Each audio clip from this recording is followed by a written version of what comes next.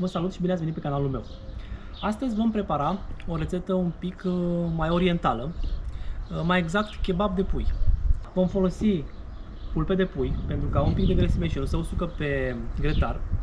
Voi mai folosi un mix de condimente pe care l-am făcut eu, în care am rozmarin, busuioc, oregano, cimbru, boia dulce, un pic de boia picantă. O să vă las toată lista pe ecran ca să vedeți și dumneavoastră exact ce pun și poate doriți să-l faceți și voi acasă. Și cel mai important lucru pe care trebuie să-l folosim neapărat în acest kebab este iaurtul. Avem nevoie de un iaurt mai gras un pic, deci să nu căutați ceva slab, cât mai gras cu putință. Cu acesta o să facem baițul în care o să scufundăm tot puiul nostru să prindă acel gust diferit de kebab. Pentru început, eu am niște pulpe dezosate. Le voi tăia cu bulețe cât să le pot pune pe aceste țepușe.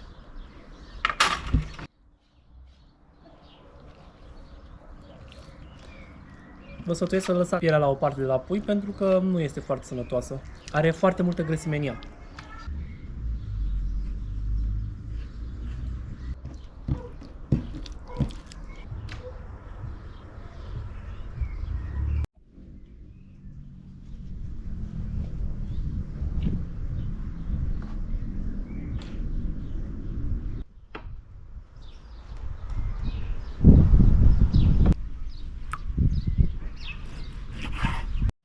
Puiul de tocat.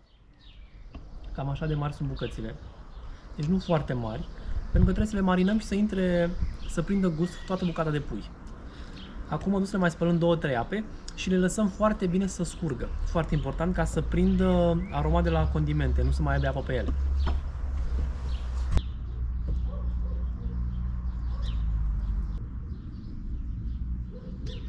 Am spălat cu 2-3 ape și l-am lăsat să scurgă un pic. Acum luăm prima dată iaurtul nostru.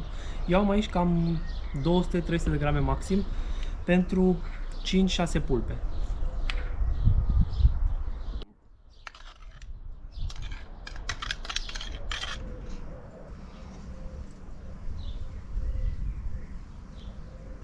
De chili puneți după gust. Mie îmi place de exemplu un pic mai picant și de aceea o să pun un pic mai mult. Dar dumneavoastră puneți exact cât credeți. Și foarte important, ulei. Puneți ulei de măsline sau de floarea soarelui, nu contează așa de mult. Și amestecăm totul foarte, foarte bine.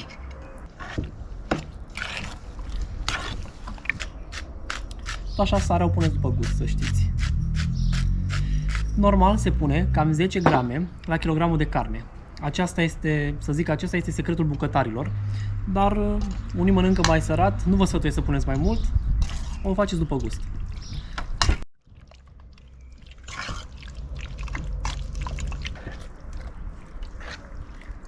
Sfatul meu este să lăsați la frigider cel puțin 3-4 ore. Îl acoperiți și lăsați la frigider. Preparați dimineața și după amiaza sau seara puteți să îl faceți pe grătar. Dar eu nu am foarte mult timp, o să las doar o singură oră la frigider, cât pregătesc focul și voi tăia legumele.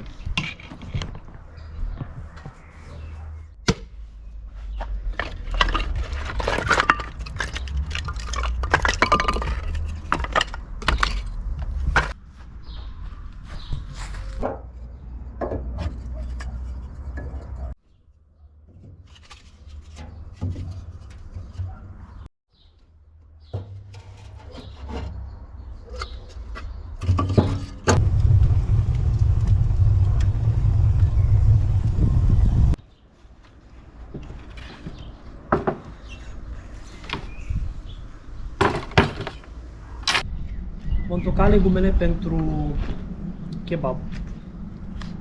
Vom face mai mult o shawarma noi. Kebabul, el conține foarte puține ingrediente.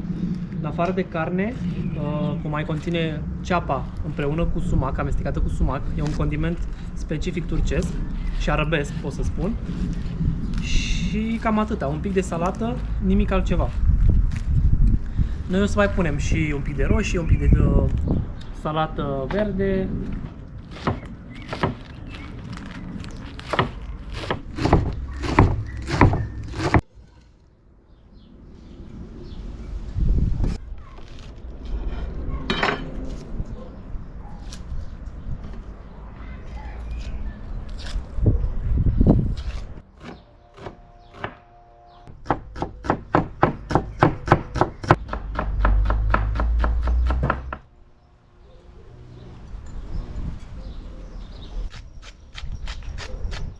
Sarea nu puneți în nimic altceva, în afară de un pic de carne, și puneți în ceapă. În ceapă puneți sare și fulgi de ardei. După aceea frecați ceapa foarte bine și o să vedeți ce gust o să aibă. Asta e un mic secret la această rețetă.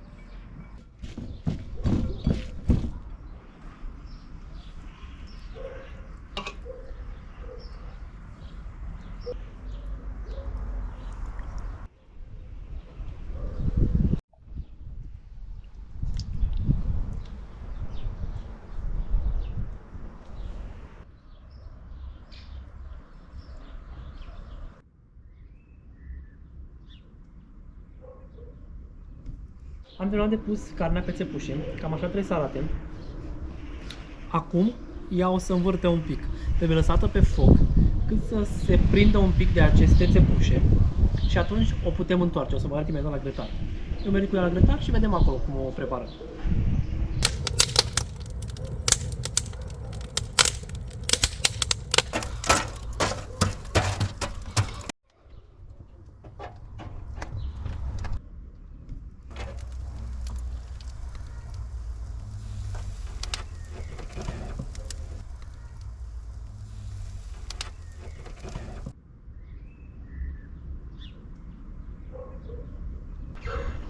Cât se face carnea noastră, tocăm și roșiile.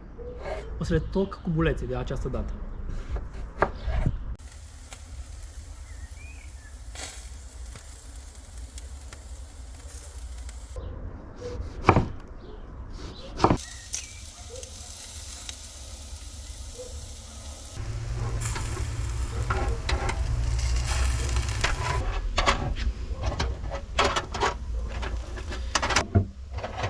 Carnea e gata, urmează să o luăm imediat, în 2 minute.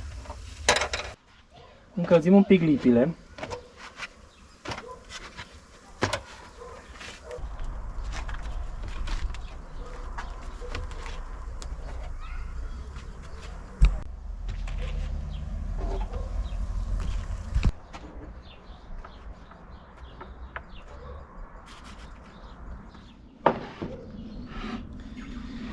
Abia aștept să mănânc.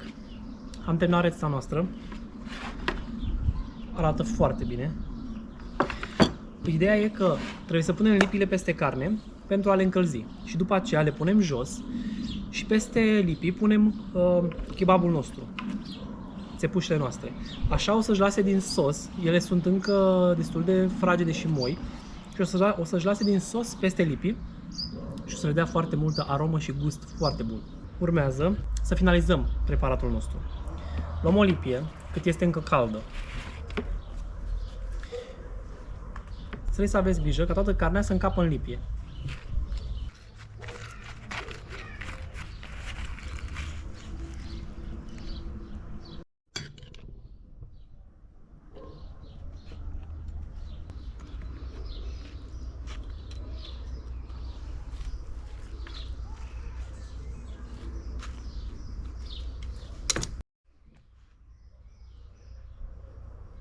Maioneza este de casă făcută. Dacă vă interesează, lăsați-mi în comentarii și o să vă prezint în următorul clip cum o prepar eu. Acesta este.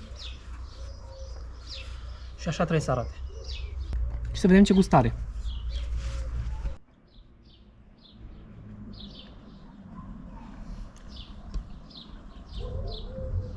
Foarte bună și foarte gustoasă.